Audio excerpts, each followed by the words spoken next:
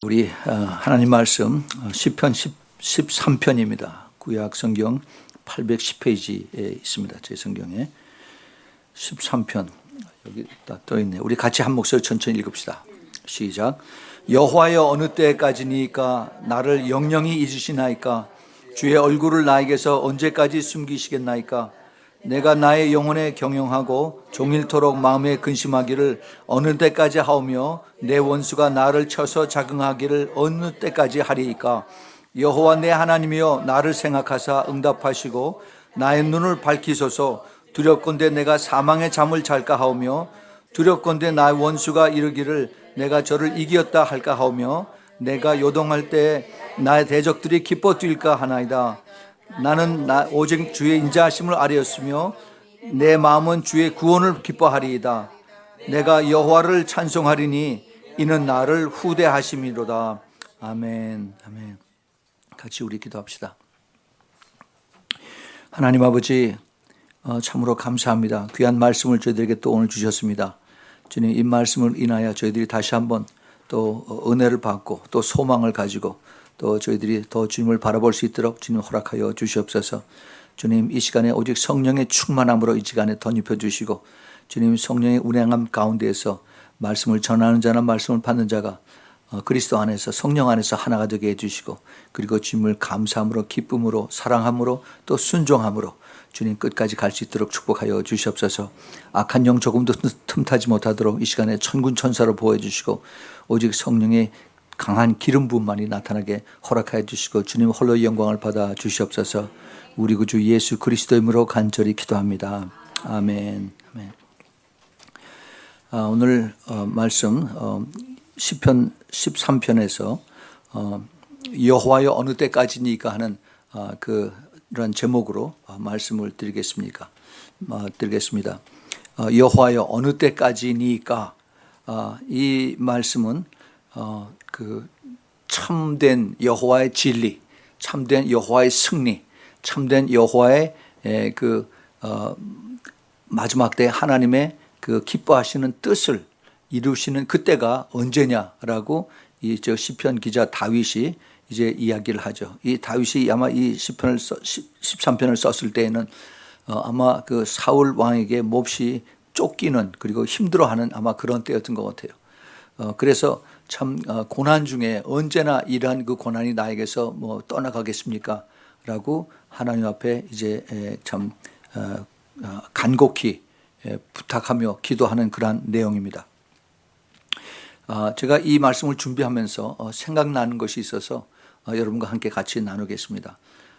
오래전에 아마 1994년으로 생각을 되는데 94년 여름에 로스앤젤레스에서 한 큰 사건이 일어나서 그게 미국 전체에 아주 오랫동안 거의 한 1년 이상을 그 여파로 사람들의 그 입에 오르내리는 그런 사건이 있었습니다. 그게 무슨 사건이냐 하면은 미국의 유명한 풋볼 운동선수 오제이 심슨이라고 하는 사람이 있습니다. 이 사람이 자기 부인 니콜 심슨이라고 하는 그 자기 부인과 그다음에 그 또 부인의 친구가 있었던 것 같아요. 런 골드만이라고 하는 사람을 죽였습니다. 아주 무참하게 아주 칼로 찔러서 죽였는데 그 살인자가 누구냐 하는 이 사건을 두고 이제 오제이 심슨을 용의자로 지목을 해서 그래서 재판이 벌렸습니다.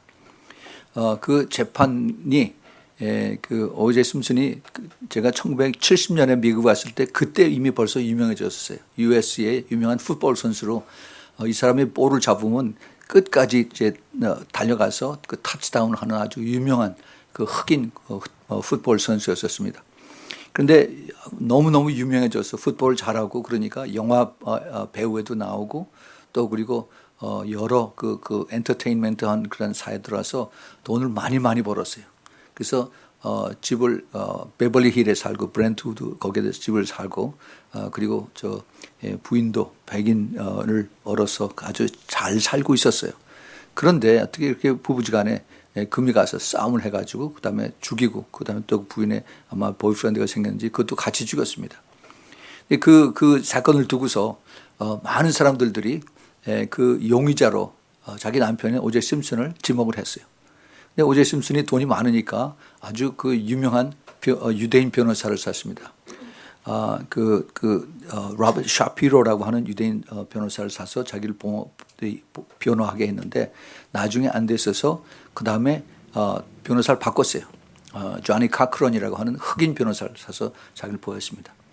네, 하여튼 전 미국이 전체 그것을 보고 있습니다. 그때 여론조사를 했는데 미국 사람들의 91%가 오제이 심슨이 살인범이다라고 그렇게 생각을 하고 그렇게 지목을 했어요. 근데 나중에 그 배심원단들에게 집요하게 당신이 분명하게 생각을 하고서 이 길트냐 아니냐 not guilty냐 이것을 결정을 하고 그렇게 해서 결국은 오제이 심슨이 not guilty가 됐습니다. 그때 깜짝 놀랐어요. 온 미국이 전체가 아니 이럴 수가 있느냐 하면서 전부 다들 뭐 말은 안 했지만 굉장히 속으로 불쾌한 그런 내용을 했었어요. 제가 그때 회사에 다닐 때도 그 사무실에서 온통 사람들이 그 얘기뿐이었었습니다. 그런데 그때 그 텔레비전으로 다 그걸 쭉 다 그 뉴스에 그걸 방영을 했었습니다. 근데 딱 그 판사가 저 배심원이 판결한 걸 가지고 와서 읽는데 오제이 심슨이 not guilty 하니까는 반응이 쫙 나눠진 거예요. 이쪽에 니콜 브라운 심슨 이 여자 부모 쪽하고 그다음에 런 골드만이라고 하는 그 남자 쪽에 여기는 아주 완전히 풀이 죽어서 아니 이럴 수가 있나 하는데 그다음에 그 오제이 심슨하고 조니 커크런이라고 이 변호사하고는 뭐 둘이 붙잡고서 펄떡펄떡 뛰면서 막 소리를 지릅니다. 그리고 뭐라고 하냐면은 진리가 이겼다라고 그랬습니다. Truth prevail. 제가 그것도 지금 아주 눈에 선해요. 그러면서 과연 진리가 무엇인가 하고 생각하게 됐어요. 진리가 무엇일까? 진리가 정말 이겼다라고 생각하면은 진리가 영원히 가야 되는데 그리고 얼마 있다 2006년인가 2007년에 오제이 심슨이 라스베가스에서 권총 가지고 강도하다 붙잡혀서 지금 감옥소에 들어가 있습니다. 그리고 자기 변호사 했었던 조니 카크런이라는 이런 말 잘하는 유태인 흑인 변호사는 몇 년 후에 자동차 사고인지 뭐 심장마비인지 죽었어요. 진리가 이겼다라고 하는 이 사람들이 지금은 별로 진리가 이렇게 이기지 않은 것처럼 이렇게 보입니다. 반대로 디펜던트 부인 쪽에 가정하고 그다음에 또 죽은 남자 런 골드만은 지금도 민사 소송을 계속 해가면서 끝까지 쫓아가겠다라고 지금 하고 있는 거로 이렇게 얘기를 들었습니다. 과연 진리가 무엇일까? 진리가 무엇일까? 진리를 찾아서 지금 우리 민주주의 사회에서 이 사법제도를 진리에 이끌어가는 그러한 방법이라고 생각을 하고 그리고 이것을 이제 범인을 붙잡아서 그다음에 코트에 넘겨서 그래서 이제 심의를 하고 그다음에 판사가 결정을 내려서 그다음에 감옥소에 보냅니다. 그런데 이 과학의 발달로 인해서 옛날에 길티 판정을 받고 감옥소에 있던 사람들이 심심치 않게 다시 석방이 됩니다. 20년, 30년 동안 살인 누명을 받고 감옥소에 있던 사람들이 요즘 DNA 판정을 인해서 그 당시에 그 증거를 다시 가지고 회복했을 때 이 사람이 살인범이 아니다라고 해서 25년, 30년 동안 감옥에 있다가 지금 다시 무죄 판결로 사람들이 나오는 것을 가끔 뉴스에 봅니다. 과연 그러면 이것은 또 진리가 뭔가? 이 사람들은 나의 일생을, 나의 평생을 다 망쳤다라고 그러는데 미국의 법제도가 나를 완전히 멸망시키고 나서 그 다음에 나를 이걸 석방을 해주고 나서 뭐 돈으로 보상을 해주겠죠. 그러나 과연 내 인생이 보상이 되느냐라고 이 사람들이 이제 뉴스에 얘기를 합니다. 지금 우리가 예수 그리스도를 믿고 그리스도의 말하는 진리 이거를 우리가 찾아가면서 그러면서 과연 그 진리가 어떻게 끝까지 이기는가 하는 것을 우리는 지금 그것을 믿고 그리고 따라가고 있습니다. 지난 주일에 우리 그 피터 남 목사님 우리가 모셔서 그 놀라운 간증 얘기를 들었습니다. 그 성령의 인도하심을 따라서 우리 남 목사님은 계속 순종하고 따라갔는데 이것을 반대하는 또 같은 그 주의 종들이 이것을 끝까지 방해했을 때 그들의 생명을 거둬가는 그런 얘기를 몇 사람이고 세 사람인가 네 사람인가 그랬던 얘기를 들었죠. 그리고 이것을 또 방해하는 이러한 다른 세력들이 있을 때 하나님께서 그 성령에 순종하고 말씀에 순종했을 때 놀랍게 기적을 베푸는 그러한 우리가 간증 스토리를 들었습니다. 하나님께서 우리가 그 모든 일을 악과 선이 같이 일어나는 것을 다 보고 계시고 그다음에 이것을 어떻게 이루시느냐, 선이 이루게 하시는 것을 언제 이루게 하시느냐, 하나님의 때에 이루게 하신다는 것입니다. 우리 생각에는 내가 이것을 이만큼 준비했으니까 내가 그리고 이것을 간절히 바라니까 이것이 이루어져야지, 나의 때에 이루어져야지 하고 있는데, 그런데 하나님은 그게 아니라 하나님의 때에 하나님께서 이것을 이루어 주시는 것입니다. 참 우리는 그 피터 목사님, 남 목사님 통해서 그 참 성령의 역사하시는 것에 대해서 참 아주 깊이 많이 우리가 타치를 받았습니다. 여러분 그 CD를 다시 한번 쭉 들어보세요. 그쪽에 그 스토리가 아직 반의 반도 못 갔습니다. 엄청난 그러한 그 역사들이 많이 나오는데, 그런데 지금 오늘 우리가 읽었던 그 시편 13편의 그 시편 기자 다윗 왕도 정말 자기가 고통스러운 속에서 하나님 앞에 드리는 기도였습니다. 이것이 내가 더 이상 이것을 지탱할 수가 없습니다. 내가 더 이상 도망 다닐 수가 없습니다. 내가 더 이상 숨어 있을 수가 없습니다. 나를 도와주세요. 나를 도와주세요. 그게 어느 때까지니까라고 이렇게 하죠. 영어 성경에 보면 How long, O Lord? 이렇게 시작이 됩니다. 근데 그게 1절, 2절 사이에 얼마나 기다려야 됩니까? How long이라는 데가 4번이 나옵니다. 4번. 그 다윗의 심정을 한번 여러분 느껴보기 바랍니다. How long, O Lord? 더 이상 내가 이렇게 숨고 다니고 쫓겨 다니고 그다음에 내가 참 고개를 들어서 숨을 제대로 쉬지 못하는 이런 곳에서 내가 더 이상 있기를 원치 않습니다 하는 그것이 나오죠. 오늘 그 짧은 10편 13편에서 우리가 여기서 배울 것이 참 너무 많이 있습니다. 여기 제가 그 쉬운 현대어 성경을 봤더니 이렇게 써 있어요. 여호와여 언제까지 나를 잊으시겠습니까? 영원히 잊으실 작정이십니까? 나에게 주의 얼굴을 언제까지 숨기시겠습니까? 내가 언제까지 번민하며 하루 종일 슬퍼해야 합니까? 언제까지 내 원수들이 나를 이기겠습니까? 여호와 나의 하나님이여 나를 바라보시고 응답하소서. 내가 죽음의 잠을 자지 않도록 내 눈을 밝혀주소서. 내 원수들이 그들이 내가 넘어진 것을 기뻐하지 못하게 하소서. 내가 한결같은 주의 사랑을 의지하고 주의 구원을 기뻐하겠나이다. 여호와께서 나를 후하게 축복하셨으니 내가 여호와를 찬양하리이다 라고 이렇게 마지막에 끝납니다. 그 1절 2절에 아주 처절하게 언제까지 이러한 고통이 이겠습니까? 라고 하나님 앞에 간구하고 그다음에 하나님 앞에 하소연하고 불평하던 이 다윗이 이제 그 3절에 가서는 그 탄식이 이제는 간구하는 하나님 앞에 부탁하는 그러한 내용으로 이제 내용이 변하죠. 여호와 나의 하나님이여 나를 생각하사 응답하시고 나의 눈을 밝히소서. 두렵건대 내가 사망의 잠을 잘까 하노라. 이제 다윗이 자기 주위에 쫓기는 상황을 바라보면서 이제 여태까지 내가 언제까지 이것을 여기서 하나님께서 나를 힘들게 하시겠습니까? 라고 4번을 질문했었는데 이제 3절에 와서는 여호와 나의 하나님이여 나를 생각하사 응답하시고 나의 눈을 밝히소서 하고 포커스가 바뀌어지는 것을 봅니다. 내 눈을 밝히라는 겁니다. 무슨 얘기냐 하면은 내가 주위에 있는 상황을 보지 않게 해주시고 내가 위를 바라보게 해주세요 하는 겁니다. 영의 눈을 바라보겠어요. 여태까지는 육의 눈으로 주위에 있는 모든 나를 힘들게 하는 사람들을 바라봤는데 이제는 내가 하나님, 살아계신 하나님, 천국에 계신 하나님을 바라보게 해주세요라고 하는 겁니다.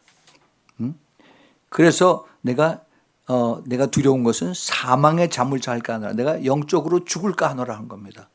그렇지 않으면 내가 육의 눈으로 봐서 주위에 있는 상황들을 바라보면 내가 영이 죽고 혼이 죽고 나중에 내가 육신이 죽을 텐데, 그렇지 않고 이제 나의 눈을 영의 눈으로 떠서 하나님을, 살아계신 하나님을 바라보게 하소서, 전능하신 하나님을 바라보게 하소서, 이렇게 이제 간구합니다.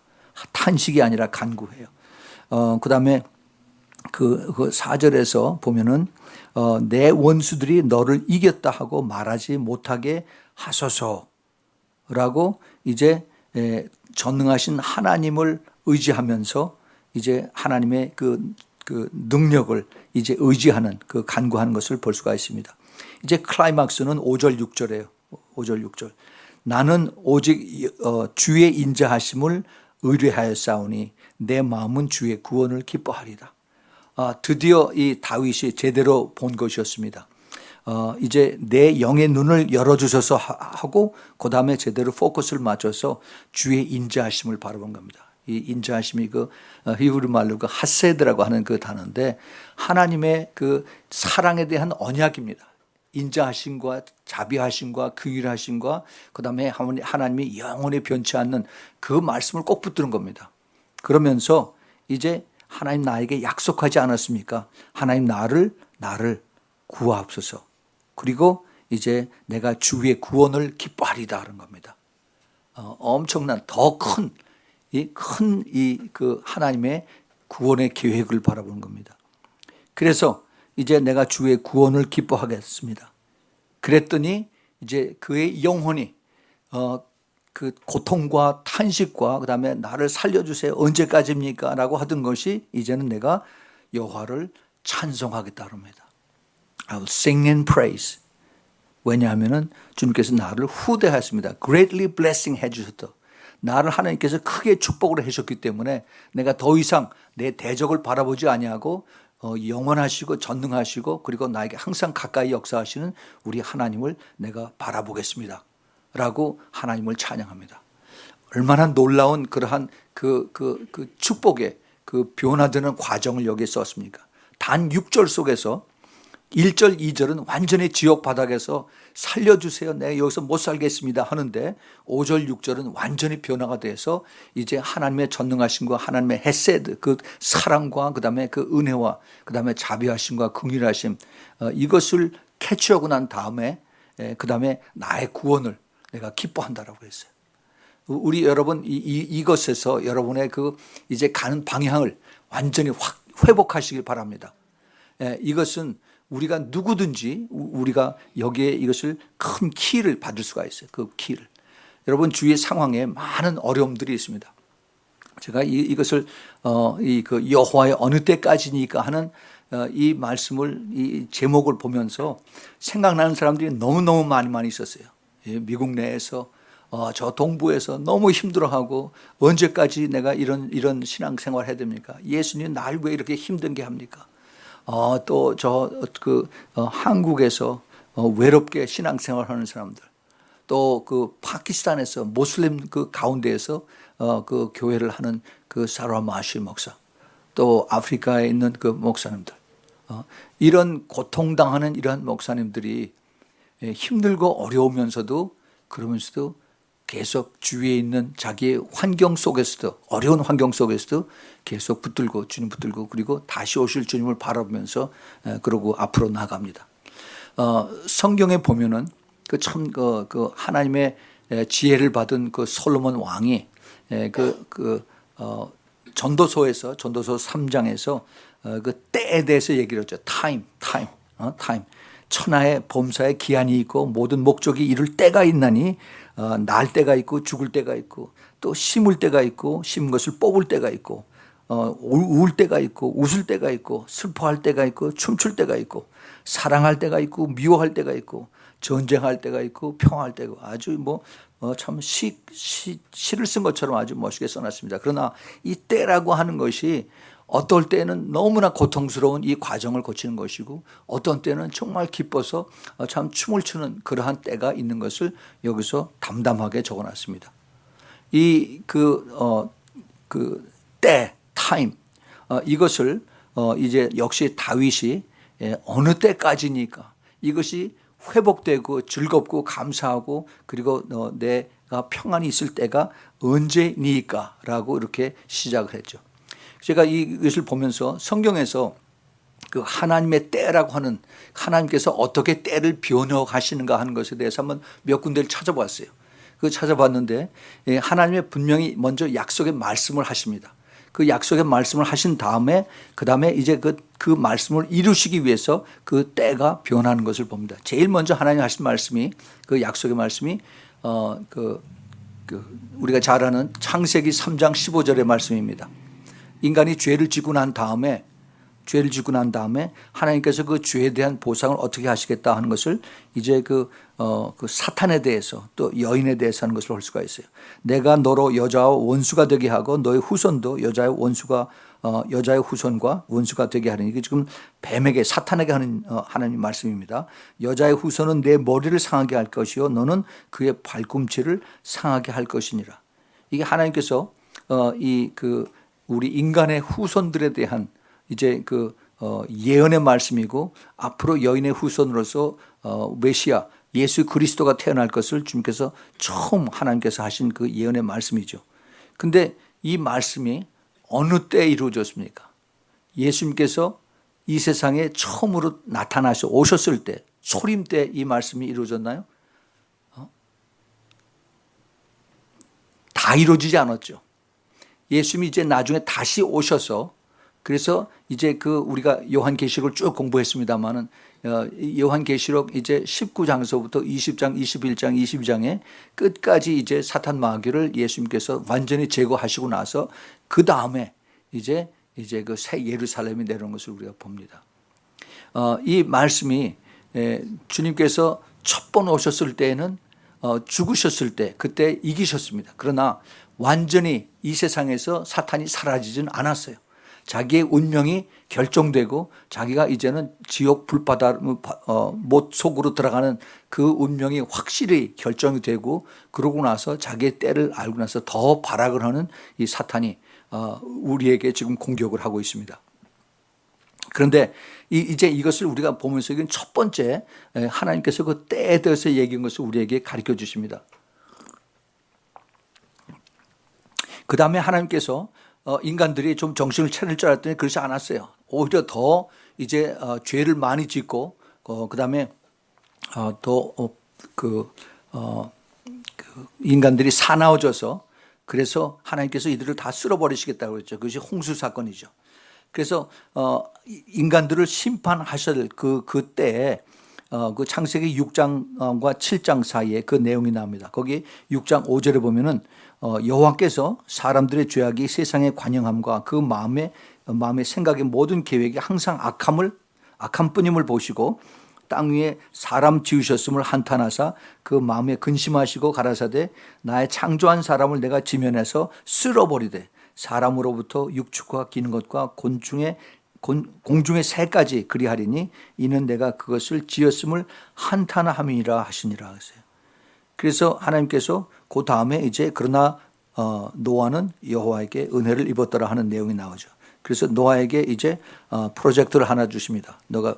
내가 내 블루프린트를 줄 테니까 그대로 네가 이제 방주를 지어라라고 그렇게 하시면서 이것이 거의 한 120년 정도를 끌어갔습니다.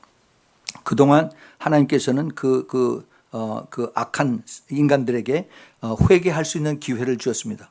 그런데 그렇게 회개하고 돌아온 사람들이 성경에는 없는 걸로 알고 있어요. 노아의 가족 이외에. 그래서 그 하나님께서 하신 그 말씀대로 내가 이 지면에서 이들을 다 쓸어버리고 이제 비루 홍수로 이들을 청소하시겠다라고 주님께서 말씀하셨는데 그대로 말씀대로 이루어졌습니다. 언제 이루어졌느냐? 노아가 이 방주를 다 짓고 난 다음에 그 7장 1절에 보면은 여호와께서 노아에게 이르시되 너와 내 온 집은 방주로 들어가라.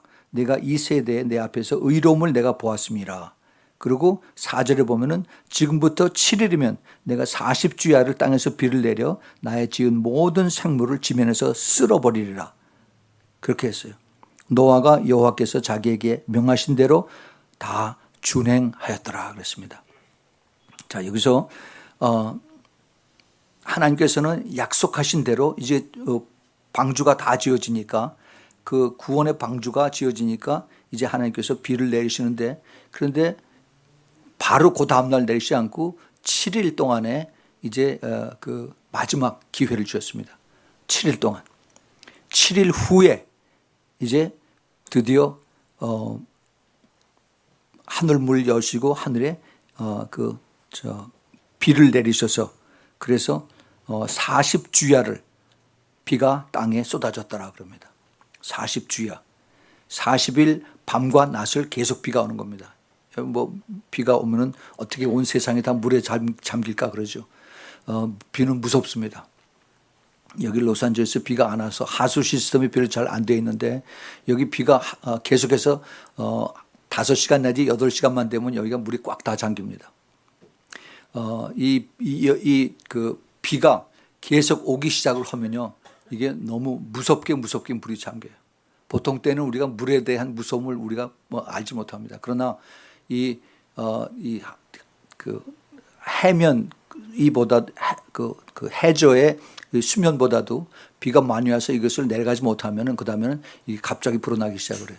그러면서 그대로 다 이제 바로 그 비에 대한, 홍수에 대한 그 저주가 이제 완전히 온 세상 사람들 죄를 다 쓸어버리는 내용이 나오죠. 노아가 여호와께서 자기에게 명하신 대로 다 준행하였더라. 이 마지막 5절의 말씀이 굉장히 중요합니다. 준행하였다는 얘기는 순종했다는 얘기입니다. 그 방주를 짓는데 그 큰 나무들을 비워다가 그 다음에 그걸 그 당시에 그 쇠가 있었는지 없었는지 모르겠어요. 아니면은 나무로 다 못을 만들어 가지고 다 받고, 그 다음에 그 역청으로 그 탈이죠, 콜탈걸, 이것으로 다 발라서 안팎을 다 봐가지고, 그래서 물이 새 들어오지 못하도록 하는, 이게 보통 힘든 일이 아닙니다. 그런데 노아와 그 세 아들 또 그리고 그 자부들이 이것을 순종을 했습니다. 노아의 아들들이, 제가 전에도 말씀을 드렸지만 이 아들이 셋만 있는 것이 아닙니다. 나이가 이 홍수가 됐을 때 600살이었어요. 600살을 사는 동안 많이 낳고 많이 죽고 그랬습니다. 아들들이 많고 딸도 많이 있고 그랬을 거예요. 그런데 그 중에서 순종한 아들은 셋밖에 없어요. 그래서 이 노아가 자기를 순종하고 따라한 이 세 아들, 셈과 야벳과 함, 이들을 데리고 끝까지 120년을 걸려서 그래서 이 방주를 지었습니다. 그리고 나서 주님께서 7일 동안을 더 시간을 더 주셨어요. 근데 7일 후에 약속하신 대로 이제 비가 와서 40일 동안 하면서 온 세상이 다 물에 잠겨서 그때서야 죽었습니다. 사람들이 많이 죽었어요. 여기에 대한 것을 예수님께서 나중에 마지막 때에 노아의 때와 같다라고 그렇게 말씀하셨습니다. 자, 그다음에 또 한 가지 또 때가 있습니다. 하나님과 아브라함의 참 내 친구라고, my friend라고 하는 그 하나님과 아브라함 사이의 약속인데, 그런데 하나님께서 아브라함을 통해서 내 후손이 앞으로 이제 이스라엘 백성이 애굽의 노예가 돼서 400년 동안 거기서 이제 노예 생활을 하리라 그랬습니다. 이스라엘 백성들이 애굽에서 이제 우리가 출애굽에서 거기서 그 내용을 잘 알지만은 400년 동안 요셉을 알았던 그 애굽의 왕 그 바로는 죽고, 요셉을 모르는 이제 애굽의 바로 왕들이 생기고 나서 이스라엘 백성들을 이제 핍박하기 시작을 했죠. 그래서 굉장히 힘들게 살게 됐을 때 이스라엘 백성들이 똑같이 하나님 앞에 부르짖었죠.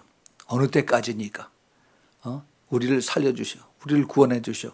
어느 때까지 우리가 이렇게 노예로 있어야 되겠습니까? 근데 하나님께서 그 아브라함에게 미리 이미 예언의 말씀을 하셨습니다. 그것이 창세기 15장에 있는 말씀이에요. 창세기 15장 그 13절부터 보면은 여호와께서 아브라함에게 이르시되 너는 정령이 알라 내 자손이 이방에서 계기되어 그들을 섬기겠고 그들은 400년 동안 내 자손을 괴롭게 하리니 그 섬기는 나라를 내가 징치할 것이며 그 후에 내 자손이 큰 재물을 이끌고 나오리라. 너는 장수하다가 평안히 조상에게로 돌아가 장사될 것이요. 그러고 나서 이제 16절에 내 자손은 4대 만에 이 땅으로 돌아오리니 이는 아모리 족속의 죄악이 아직 관영치 아니함이라 하시더니 해가 져서 어두울 때 연기가 나는 풀무가 보임에 타는 횃불이 쪼개진 그 고기 사이로 지나가더라. 그날에 여호와께서 아브라함과 더불어 언약을 세우니라 그랬습니다. 여기서 하나님께서 그 아브라함의 후손 이스라엘 백성들이 애굽에서 노예로 살다가 나올 때 그 나오는 시간을 400년으로 말씀을 하시면서 그 400년이라는 기간이 왜 400년이냐 200년이 아니고 100년이 아니고 70년이 아니고 왜 400년이냐 이것을 주님께서 말씀하고 계십니다. 그 이유를 여기서 그냥 한 가지로만 얘기해요. 아모리 족속의 죄악이 아직 관영치 아니함이라 그랬습니다. 이게 도대체 무슨 얘기일까?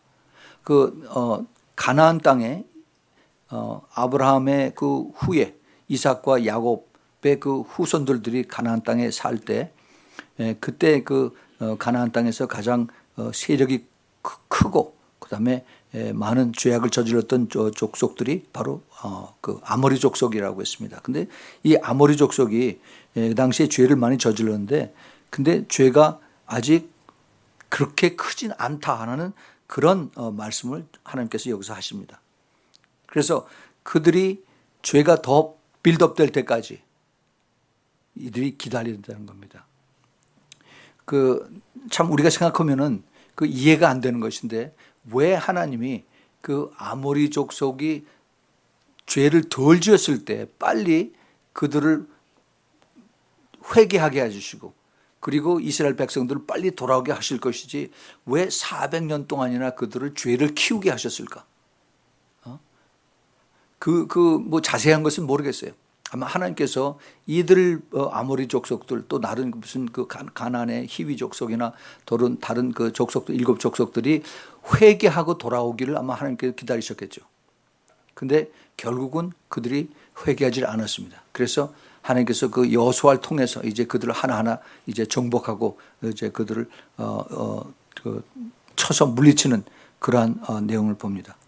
하나님은 이것을 그대로 말씀하시고 나서 400년 후에 정확하게 430년 후에 이스라엘 백성들을 애굽에서 모세를 통해서 불러내셨죠.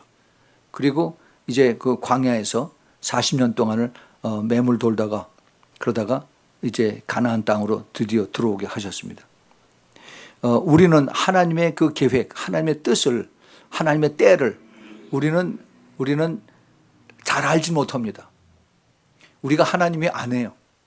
우리는 하나님의 말씀한 것을 그대로 믿고 순종하고 따라가기만 하면 됩니다. 우리가 하나님에 대해서 아기할 거가 아무것도 없어요. 우리가 하나님은 하나님의 전능하심을 믿고 하나님의 그 헤세드, 그 자비하심과 그다음에 그 은혜로우심과 사랑을 그대로 믿고 우리는 따라가기만 하면 됩니다. 우리가 하나님 앞에 구원을 주장할 이유가 아무것도 없어요. 하나님 우리를 구원해 주실 책임도 없습니다. 하나님의 전적인 은혜고 사랑이고 그리고 하나님의 특별하신 그런 섭리라고 생각을 합니다. 우리는 하나님을 더 겸손하게 더 깊이 알려달라고 깨닫게 해달라고 이 노아처럼 그 120년 동안 꾸준히 내가 순종하고 따르는 겁니다. 여러분 출애굽기 제일 마지막 장이 몇 장이죠? 제일 마지막 장이 40장입니다. 40장 내용을 쭉 보면은 거기 내용에 자주 나오는 단어가 있어요. 하나님께서 모세에게 하신 말씀을 다 모세가 준행하였더라 하는 것으로 쭉 나옵니다. 그 성막을 만들고 성막에 모든 기구들을 만들고 굉장히 복잡해요. 물론 모세가 다 한 것이 아니지만은 부살렐과 그다음에 오홀리압을 통해서 이것을 다 만들게 했지만은 그 모든 스페시피케이션, 그 모든 그 블루프린트대로 다 명령하고 지키고 명령하고 지키고 한 것이에요. 사람들이 다 모세가 시키는 대로 말을 잘 안 들었습니다. 듣는 사람도 있었고 안 듣는 사람도 있었어요. 그러나 모세는 그 듣는 사람들을 통해서 이것을 그대로 하나님의 뜻을 다 이루게, 하나님의 뜻을 순종하도록 그렇게 하셨습니다. 하나님은 하나님을 기쁨으로 순종하고 따라가는 자를 통해서 하나님 쓰시길 원하세요. 억지로 강제로 손을 비틀어 가지고 내가 시키는 대로 따라오라라고 하지 않습니다. 예. 하나님께서 그 예수님께서 자기를 배반했던 그 가룟 유다가 예수님이 많이 힌트를 줬어요. 여기서 손을 집어넣는 자가 나를 배반하는 자다. 금방 유다는 알았어요.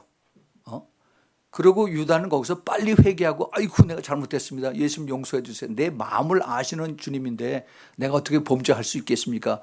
라고 예수님 앞에 고개 숙이고 그다음에 손을 빌고 도와달라고 해야 되는데 그렇게 안 했어요.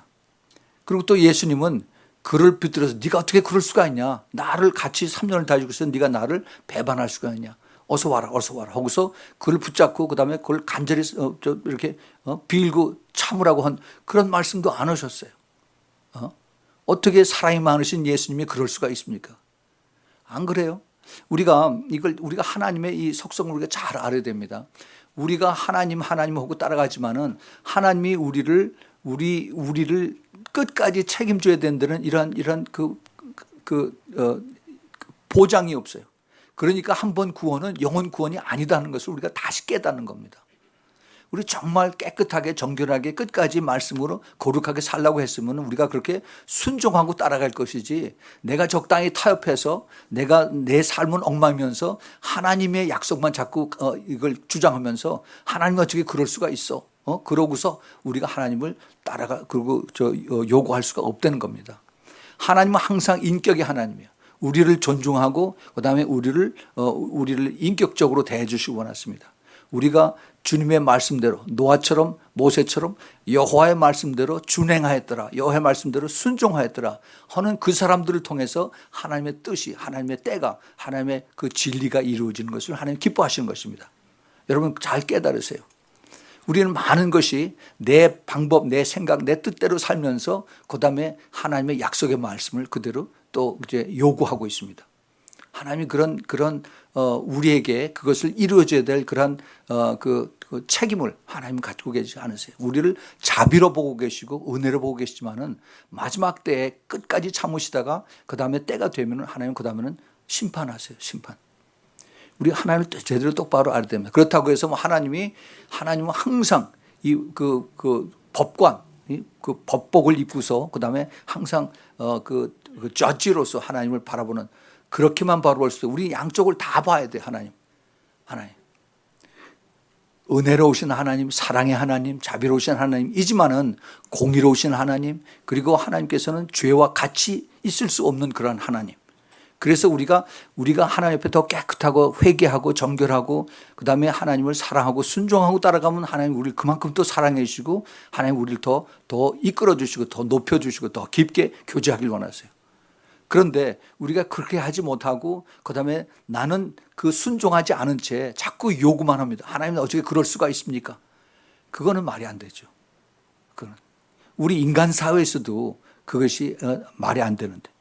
자, 그래서 우리가 이거 보세요. 열왕기 하 그 2장에 보면은 그 엘리야가 이제 하늘로 휴거되는 내용이 나오죠. 그리고 엘리야와 엘리사가 이제 그 임무 교대를 하는 그런 내용이 나옵니다. 거기 보면은 그 1절에서 여호와께서 회오리 바람으로 엘리야를 하늘에 올리고자 하실 때 엘리야가 엘리사로 더불어 길갈에서 나가더니 엘리야가 엘리사에게 이르되 청컨대 너는 여기 머물라 여호와께서 나를 베델로 보내셨느니라. 엘리사가 가로되 여호와의 사신과 당신의 혼의 삶을 가리켜 맹세하노니 내가 당신을 떠나지 아니하겠나이다. 이에 두 사람이 베델로 내려가니 베델에 있는 선지자 생도들이 엘리사에게 나와 가로되 여호와께서 오늘날 당신의 선생을 당신 머리 위로 취하실 줄 아나이까. 가로되 나도 아노니 너희는 잠잠하라. 자, 여기 보면은 우리가 잘 아는 내용이 나옵니다. 이제 엘리야가 자기가 이제 들림 받는 때가 온 것을 압니다. 여기가 이제 그 앞으로 그 휴거에 대한 모형이 여기 있는데 우리가 잘 깨달아야 됩니다. 여호와께서 회오리 바람으로 엘리야를 하늘에 들여 올리고자 하실 때, 그러니까 엘리야는 그걸 알았어요. 근데 엘리야만 안 게 아니라 엘리사도 알고 그 밑에 있는 생도들, 그 제자들 50명입니다. 50명들도 다 알았어요. 그 제자들이 그 베델에 있는 선지자의 상도들 50명이 엘리사에게서 나와서 여호와께서 오늘날 당신의 선생을 당신의 머리 위로 취하실 줄 아나이까. 생도들이 지금 알고 있는 건가요? 휴거의 때가 가까운 거를 알고 있습니다. 그랬더니 나도 안다. 너희들은 잠잠하라 그럽니다. 그러니까 엘리야도 알고 엘리사도 알고 그 밑에 있는 제자들도 아는 겁니다. 이거 굉장히 중요합니다. 그러고 나서 이제 그 엘리야가 길갈을 거쳐서 베델을 거쳐서 그다음에 여리고를 거쳐서 드디어 요단을 건너니라. 요단을 건너서 그 9절에 보면은 요단을 건너매 엘리야가 엘리사에게 이르되 나를 내게서 취하기 전에 내가 내게 어떻게 할 것을 구하라. 엘리사가 가로되 당신의 영감이 갑절이나 내게 있기를 구하나이다. 가로되 내가 어려운 일을 하는도다. 그러나 나를 내게서 취하시는 것을 보면 그 일이 내게 이루려니와 그렇지 않으면 이루지 아니하리라 하고 두 사람이 행하여 말하더니 호련히 불세례와 불말이 두 사람 사이를 격하고 엘리야가 회오리 바람을 타고 승천하더라. 자, 여기서 엘리야는 자기가 하나님 앞에 들림받을 것을 알고 있습니다. 그러나 정확하게 언제인지는 몰라요. 심히 가깝다는 걸 압니다. 그런데 엘리사도 알고 있어요. 엘리사가 이제 그 자기가 서로 이제 떨어지는 그 봐야 할 시간이 가까운 것을 알기 때문에 엘리사가 부탁한 것이 아니라 엘리야가 너 나에게 부탁 좀 해라 라고 먼저 얘기를 합니다. 그랬을 때 그 엘리사가 정말 그 참 성령 충만한 그런 질문을 하죠. 당신에게 있는 하나님이 주신 그 영감을 나에게 더 이상이나 곱절이나 더블 포션을 나에게 있게 하셔서 그걸 물어볼 때 그 참 기가 막힌 그 질문도 그렇고 또 대답도 그렇습니다. 이것이 그 엘리야가 자기가 가지고 있는 게 아니죠. 하나님께서 주신 것인데 어떻게 엘리야가 자기 마음대로 할 수가 있습니까? 그렇죠? 그래서 그 엘리야는 내가 너에게 줄 수 있는 것이 아닌데 하나님께서 나에게 주셨으니까 나에게 주신 하나님이 너에게도 주실 것이다. 그런데 이것이 언제냐? 내가 하나님 옆에 올림을 받으면은 하나님께서 너를 쓰시기 위해서 더블 포션으로 줄 것이다 라고 이렇게 하나님의 그 폭넓은 계획을 가르쳐 주고 바로 그때 자기가 들림 받습니다. 이것이 앞으로 우리가 이제 그 기다리고 겪어야 하는 그 나가야 하는 그 하나님의 때인 것입니다. 휴거의 때요. 예수님께서 거의 비슷하게 하신 말씀을 우리가 봅니다. 휴거의 때 우리가 그렇게도 기다리고 아는 기다리는 그 휴거의 때. 여호와여 언제니까? 여호와여 언제 와서 우리를 데려가시려고 합니까? 라고 우리가 기도하죠. 그런데 주님께서 마태복음 24장 36절에 그러나 그 날과 그때는 아무도 모르나니 하늘의 천사들도 아들도 모르고 오직 아버지만 아시느니라. 예. 이제 예수님은 하나님의 우편에 앉아 계십니다. 이제 아마 지금쯤은 예수님은 아시겠죠. 그런데 여기서 예수님께서 아무도 모른다라고 말씀하세요. 오직 아버지만 아신다. 근데 그 앞에 여기 그러나라고 하는 단어를 썼죠. 그러나. 왜 그러나라고 하는 말씀을 썼을까? 그 앞에 32절서부터 33절에 무화과 나무에 대한 그 비유를 말씀하시죠. 그리고 그 가지가 연해지고 잎사귀를 내면은 여름이 가까운 줄을 아나니 이와 같이 너희들도 이 모든 일을 보거든 인자가 가까이 곧 문 앞에 이른 줄 알라 라고 말씀하십니다. 주님께서 오실 그 때가 아주 가깝다 하는 것을 주님께서 비유로 말씀하고 계십니다. 지금 이제 깊이 기도하는 사람들을 통해서 주님께서 계속해서 이제 내가 곧 간다 하는 이 메시지를 주고 계십니다. 근데 예수님은 그 당시에 뭐라고 말씀하시냐면 이거는 내 사항이 아니다라고 말씀하셨어요. 하나님의 때에 in his time 하나님의 때에 하나님께서 이루신다는 거죠. 너희들이 그렇게 너무 알라고 애를 쓰지 말라. 그래서 예수님이 이제 올라가신 다음에 사도행전 1장 11절에서 내가 본 예수 그리스도는 내가 본 그대로 이제 다시 이 자리에 임하리라라고 천사들이 그 제자들에게 하신 말씀을 우리가 생각을 합니다. 우리는 이 약속의 말씀을 믿기 때문에 우리가 또 그 주위에 있는 지금 여러 가지 그 비유, 상황, 무화과 나무 이런 것들을 보면서 우리가 이제 하나님의 다시 오심, 예수님의 다시 오심을 우리가 이제 기억을 해야만 되는 것입니다. 예수님께서 다시 오신다고 했으면 다시 오세요. 그렇죠? 이 다시 오시는 것이 언제인지는 모르지만 그 대신 주님께서 많은 여러 가지 사인들을, 징조들을 우리에게 가르쳐 주고 계십니다. 그런데 주님께서 그 다음에 또 이제 그 사인을 가르쳐 주십니다. 37절에서 마태복음 24장 37절에서 노아의 때와 같이 인자의 임함도 그러하리라.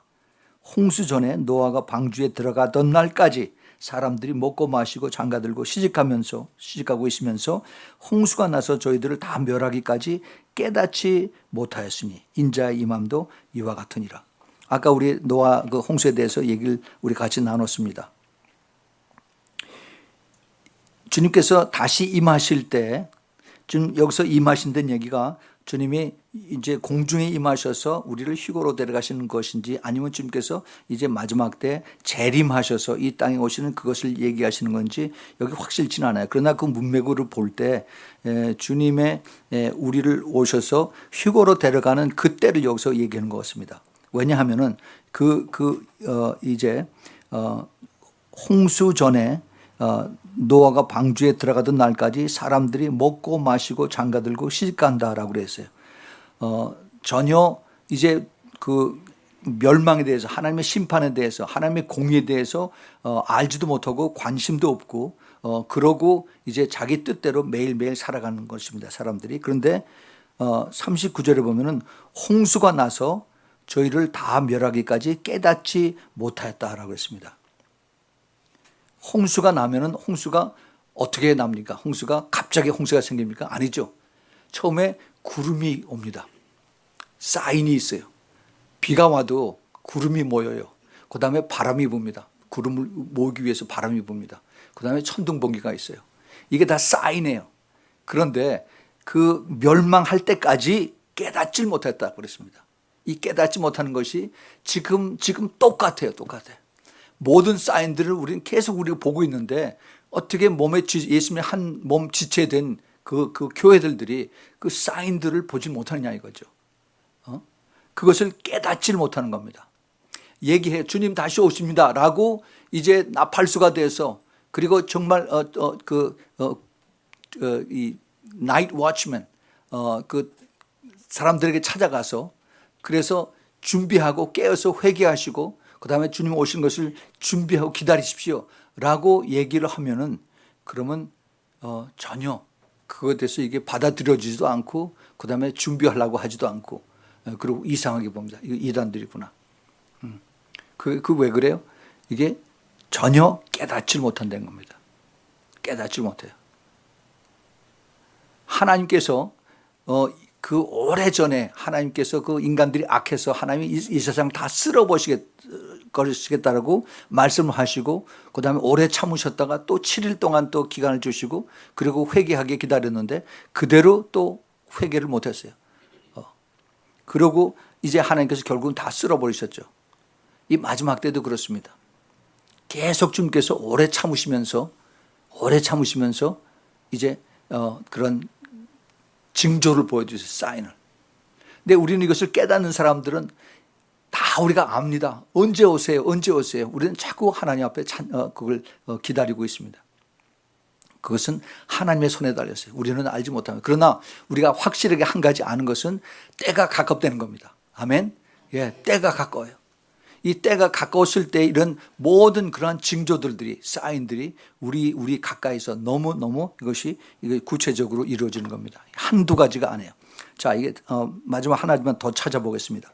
요한계시록 6장 9절부터 11절에 보면은 천국에 있는 순교자들의 영과 하나님 사이에 대화가 오는 내용이 있는데, 이들도 언제까지 또 기다려야 됩니까? 라고 물어봅니다. 언제까지? 5째 인을 떼실 때 내가 보니 하나님의 말씀과 저 위에 가진 증거를 인하여 죽임을 당한 영혼들이 제단 아래에 있어서 큰 소리로 불러 가로되 거룩하고 참되신 대주제여 땅에 거하는 자들을 심판하여 우리 피를 신원하여 주지 아니하시기를 어느 때까지 하시려니까 하니 각각 저희에게 흰 두루마기를 주시며 가라사대 아직 잠시 동안 쉬되 너희 동무 종들과 형제들도 자기처럼 죽임을 받아 그 수가 차기까지 하라 하시더라. 하나님이 잔인하실 수가 있지. 어떻게 그렇게 더 많이 죽기를 기다리신다는 얘기예요. 더 많은 순교자가 더 나오길 기다리는 겁니다. 자, 우리가 하나님께서 하나님의 큰 계획이 있습니다. 이것이 그 사람들이 피 흘리고 죽고 이것을 바라는 것보다는 하나님이 그들이 죽어도 영원한 곳에서 영생으로 그들이 하나님과 함께 있기를 주님께서 훨씬 더 기뻐하십니다. 아멘. 주님의 마음을 우리가 깨달아야 돼요. 이 주님의 마음이 깨달으시면은 사실은 이 하나님의 말씀이 이루어지는 것이 지금 중동에서 그 아이시스들에 의해서 크리스천들이 목배임을 당하고 아무 이유 없이 죽임을 당하는 이 사람들도 다 하나씩 다 카운트가 된다는 것입니다. 북한에서 지하에 성도에 있는 지하의 그 크리스천들 이들이 참 짐승보다도 못하게 그렇게 취급을 당하고 그리고 참 외롭게 죽는 이런 사람들의 죽음도 주님께서 귀하게 보시고 다 카운트를 하고 계시다는 것입니다.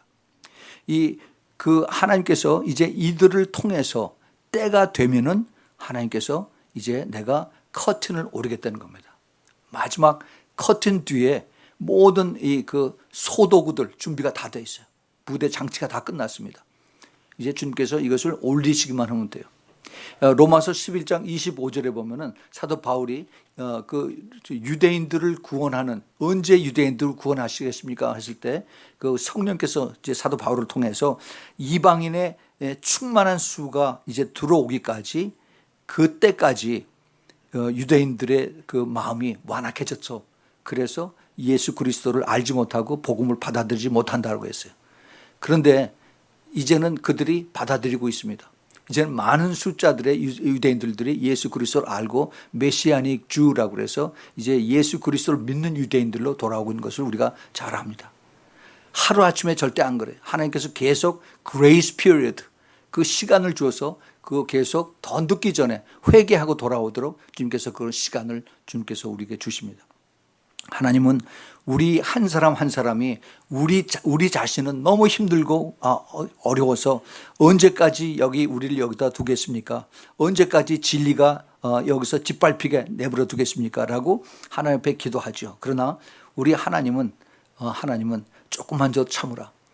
우리 하나님의 관점에서 더 많은 한 영혼 더 그들이 지옥 가서 영원히 뜨거운 데서 살려달라고 소리지고 부르짖는 그들을 회개시켜서 이제는 그러한 고통이 없는 눈물이 없는 그다음에 고통이 없고 죽음이 없는 그런 데서 나와 같이 살자 하는 것을 주님께서 그들에게 알려주시고 누구를 통해서 우리를 통해서 알게 해주시고 그리고 우리를 통해서 기도를 하게 하시는 것입니다.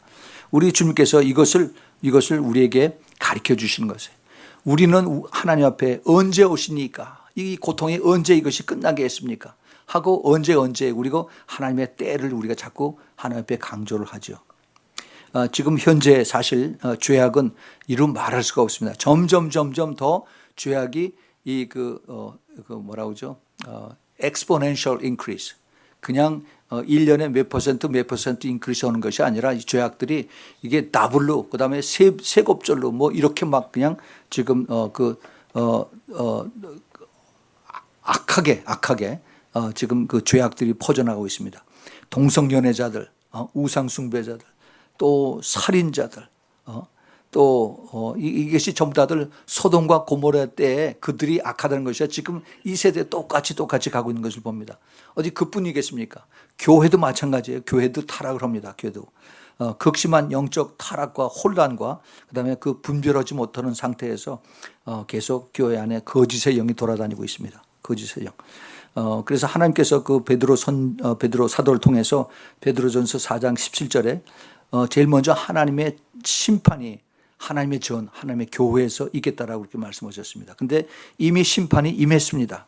심판이 임해서 그래서 교회 안에 회개가 없어지고 그다음에 능력이 없는 성령의 역사가 나타나지 않는 그러한 교회들이 이제 점점 많아지고 있습니다.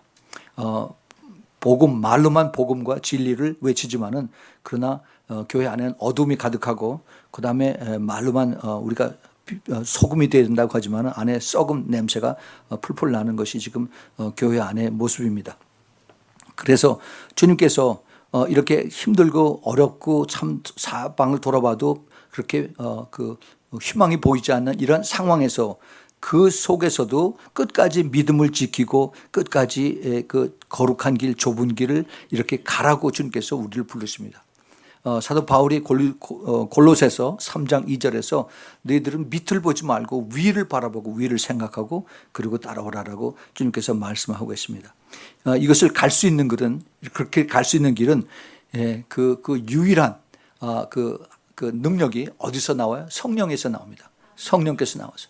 근데 그 성령의 우리가 도움을 받기 위해서 어떻게 합니까? 기도를 해야 돼요. 기도. 예. 그래서 우리가 겸손히 기도하면서 그 다음에 하늘의 소망을 가지고 주님 도와주세요. 우리가 힘들고 어려운 이러한 그 악한 세력에서 우리가 이길 수 있는 그러한 그 능력을 주세요. 그 힘을 주세요. 믿음을 주세요라고 우리가 기도할 때 성령께서 우리를 붙들어서 이것을 넘어가게 해 주시는 것입니다. 제가 이번에 이제 내일 아침에 그 제가 선교여행을 우리 집사람과 같이 떠나지만은 지금 많은 그 교회들이 잠자고 있는데 그런데 하나님께서 그 중에 그 소수의 몇 사람들을 주님께서 깨워놓고 계세요. 제가 간 곳마다 그런 사람들을 만납니다.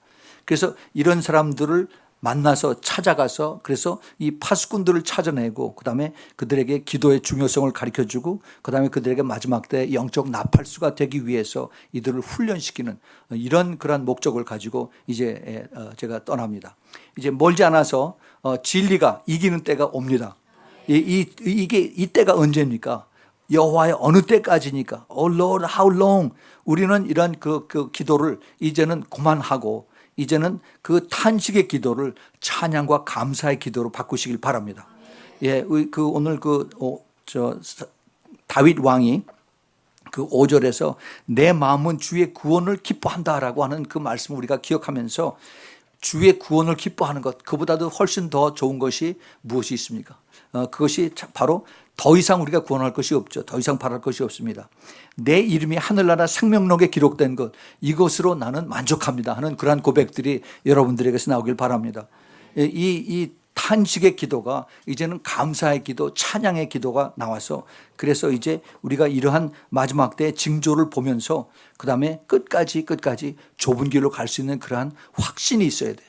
나는 끝까지 세상과 타협하지 않고 아무리 세상이 좋고 아무리 세상에서 좋은 거를 내가 오퍼를 받아도 내가 거기에 흔들리지 않고 끝까지 내가 당당하게 걸어가리라 하는 그런 확신이 있어야 돼요. 지난 월요일 날 우리가 그 데비차 형제의 그 메시지를 들었습니다. 저도 똑같이 그런 작년부터 그런 것을 제가 계속 느끼고 있었어요. 교회가 지금 나눠지고 있습니다. 나눠지는데 소수의 아주 극히 소수의 그 렘넌트 그룹 이런 사람들과 그다음에 majority 거의 대부분들이 나머지 사람들이 라오디게아 교회의 그 모습으로 이제 같이 걸어가고 있습니다. 그러면 이 사람들은 어떻고 이 소수는 어떻고 그다음에 나머지 사람들은 어떻게 될 것이냐? 그 소수에 깨어있는 그 기도하는 사람들은 하나님께서 마지막 때에 크게 하나님의 도구로 쓰세요. 이것이 하나님께서 이제 마지막 때 하시는 동시에 가치라는 겁니다. 하나님의 심판과 진노와 그다음에 하나님의 그 쓰나미 같이 물러놓는 이런 홍수의 물결과 동시에 하나님의 놀라운 역사로 인해서 하나님 이들을 통해서 연합을 통해서 이제는 커뮤니티가 아니라 홀 네이션이 이제 주님 앞으로 돌아올 수 있는 그러한 리더로 그러한 그 도구로 하나님께서 쓰시겠다는 겁니다. 이것이 우리가 지금 부르심을 받은 이것이 우리가 이제 그 이기는 자로 가는 그러한 지름길입니다. 이것이 바로 기도예요. 기도 참 처음에 생각하면은 우리 기도 아무것도 안 해요. 기도해서 당장 눈앞에 나타나는 거 아무것도 없습니다. 그런데 기도를 하면은 서서히 내가 바뀌어요. 먼저 내가 바뀌고 그다음에 내가 바뀔 때 내 주위에 있는 상황이 바뀌어지기 시작을 합니다. 우리 주님께서 하실 수가 있습니다. 우리 주님은 능력의 하나님이세요. 그래서 우리 주님은 바로도 움직이시고 모세도 움직이시는 하나님의 전체의 그 능력을 우리가 바라볼 수 있어야 되는 것입니다. 그렇게 하기 위해서 우리는 끝까지 겸손해야 되고 끝까지 우리는 거룩한 그 좁은 길을 가야 되고 끝까지 그 믿음의 순종의 길을 가야 되는 것입니다. 여러분 순종이 결코 쉽지가 않아요. 믿는다는 얘기는 우리가 쉽게 얘기를 합니다. 그러나 그 믿음을 가지고 끝까지 순종하는 것은 결코 쉽지가 않아요. 내가 이것을 순종하고 따라갈 수 있는 그 원동력이 그 파워가 기도에서 나옵니다. 우리 주님 여러분들이 이제 앞으로 계속해서 제가 여기 없더라도 계속해서 기도하세요. 나와서 기도하면 하나님께서 보고 계십니다. 내가 내 행위를 안다라고 말씀하셨어요. 주님께서 이것을 보시고 정말 마지막 때에 깨어있는 자가 누구냐, 마지막 때에 나의 뜻을 따라서 순종하는 자가 누구냐 주님께서 보고 계십니다. 그래서 정말 이제는 우리가 내 주위의 상황보다도 암담하고 언제니까 언제까지 우리가 더 기다려야 됩니까? 라고 우리가 한탄하지 말고 이제는 우리 주님을 찬양하면서 감사하면서 내 이름이 하늘나라 생명록에 기록된 것 이것으로 나는 만족합니다. 주님을 찬양합니다 하고 여러분들이 그 힘을 가지고 열심히 주님을 섬기고 사랑하고 따라가기를 꼭 예수 이름으로 축원을 드립니다. 같이 기도하겠습니다. 사랑이 많으시고 좋으시고 그리고 자비로우신 우리 아버지 하나님을 감사하고 찬양합니다.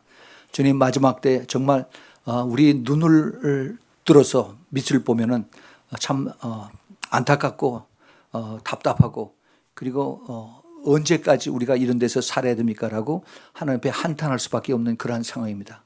주님 그러나 이제는 저희들이 그러한 그